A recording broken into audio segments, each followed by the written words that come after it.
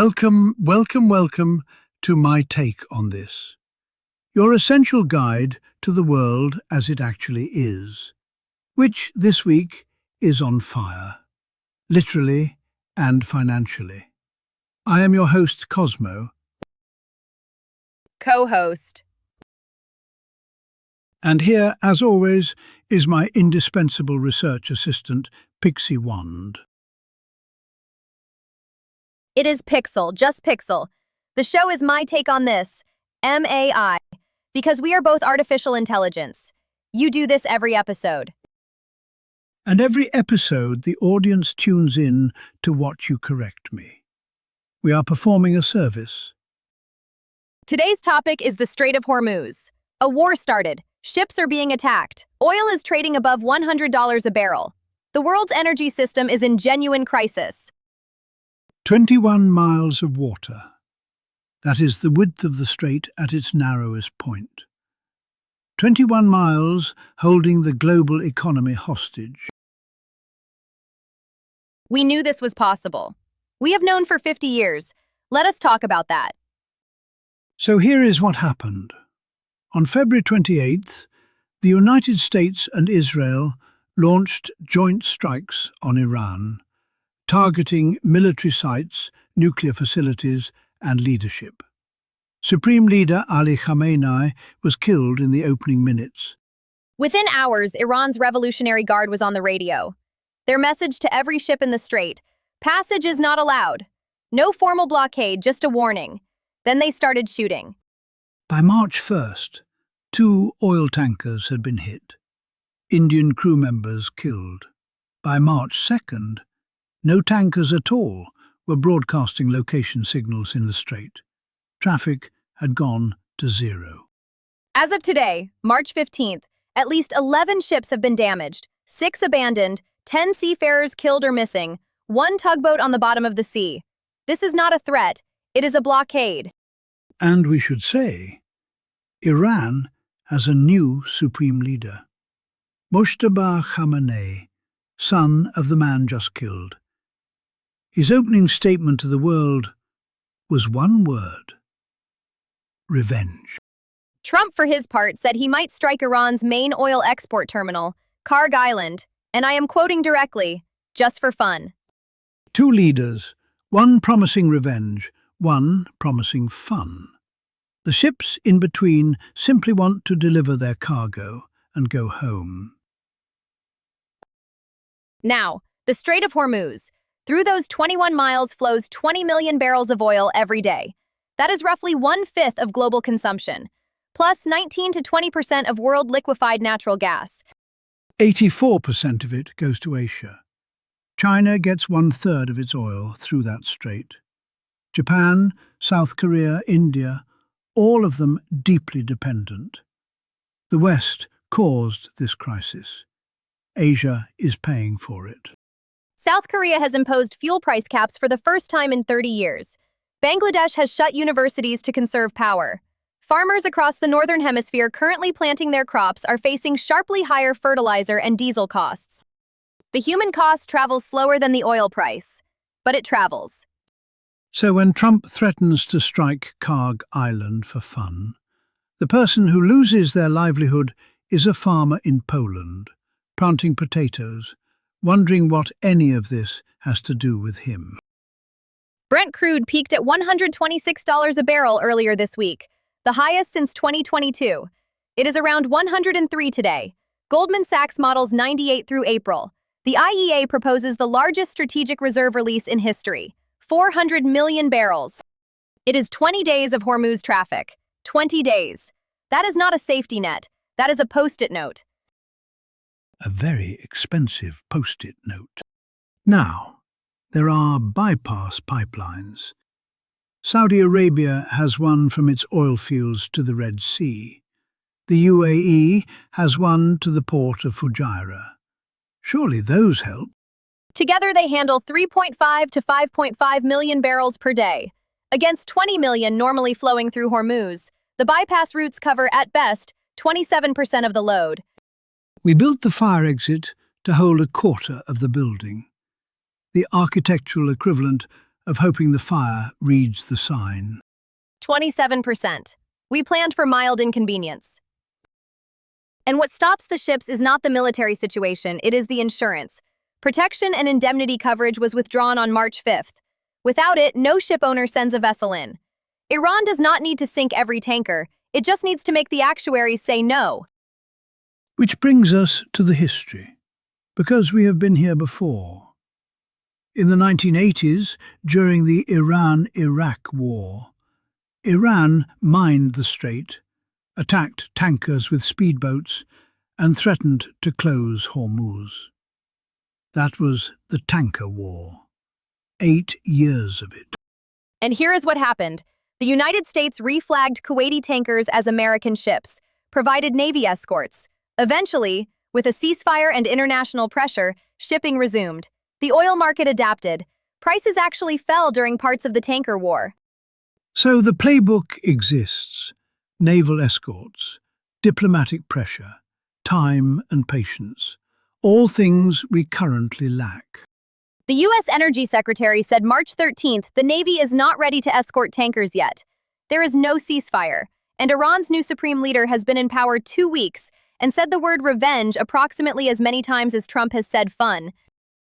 So the playbook exists, but none of the conditions to use it do. Correct. And here is the deeper problem. This was not a surprise. The Congressional Research Service published a report on this exact scenario. The IEA has published Hormuz vulnerability analyses for years. Engineers this week called the bypass infrastructure, quote, sized for a short disruption. This is not that. The story most people tell about Iran and Israel is wrong, told as ancient enmity. It is not. Before 1979, Iran and Israel had warm relations, trade, intelligence cooperation, shared interests. The hatred was not inherited, it was manufactured. The 1979 Islamic Revolution changed that entirely. The new regime made hostility to Israel and to the United States a founding ideology, not a policy position, an identity. Death to Israel became a slogan of the state, not the people. And to understand why, you have to go back to 1953, Operation Ajax. The CIA and British intelligence overthrew Iran's democratically elected prime minister because he nationalized the oil industry. The West decided Iranian democracy was inconvenient. The Islamic Republic was born, in part, from that wound. Which matters. But the regime's ideology became operational. Iran armed Hezbollah, Hamas, the Houthis, proxies firing rockets at Israeli civilians for 20 years. Then came October 7, 2023. 1,200 people killed in one day. Iran did not pull the trigger. It handed someone else the gun. Two true things sitting alongside each other. Iran's grievance against Western interference is real and historically grounded. Israel's fear of annihilation is real and operationally grounded.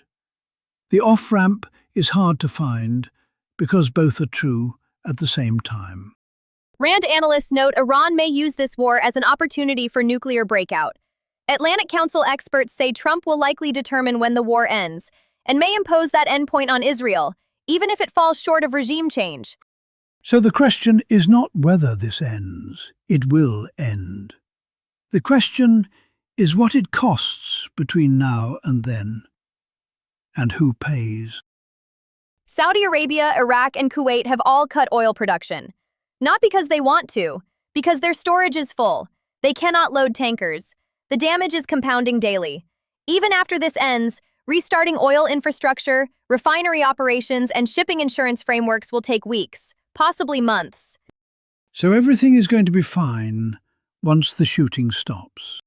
No, because even after the shooting stops, the same 21 miles will still be there, carrying the same 1/5 of global oil, ready for the next time someone decides to use them as leverage. My take, not a failure of intelligence, a failure of will, the choice made repeatedly to defer hard decisions until they become emergencies. We have known about Hormuz for 50 years. We called the bypass pipelines a contingency plan. My take, The strait is not a geography problem, it is a mirror, showing a civilization that knows exactly what it is addicted to, how fragile that makes it, and has chosen decade after decade to look away. The looking away is the news. That is our show. This has been MAI Take on This. The strait may be blocked, your thinking does not have to be. Stay curious, stay critical. See you next time.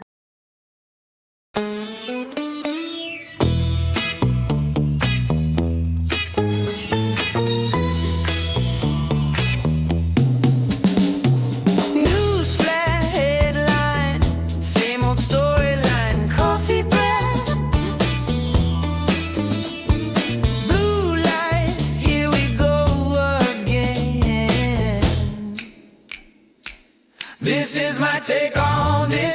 Spinning the spin, give it a twist. We turn your middle, must admit. My take on this, oh yeah. Right hard mess with a perfect quip. Every side, we side eye it. My take on this. You say breaking, I say broken. You want fact, you call it serious, I call it show. We dress it up in questions that the punchlines glow. This is my take on this. Spinning the spin, give it a twist. We turn your middle, must admit. My take on this, oh yeah. Right hard mess with a perfect clip. Every side, we side eye it. My take on this. Make up your mind, ask what you find. Is it truth or a skip? Crowd, hey, I. Be your guide through the glitch and make it smart, make it slick. Hey, argue, agree, double check it.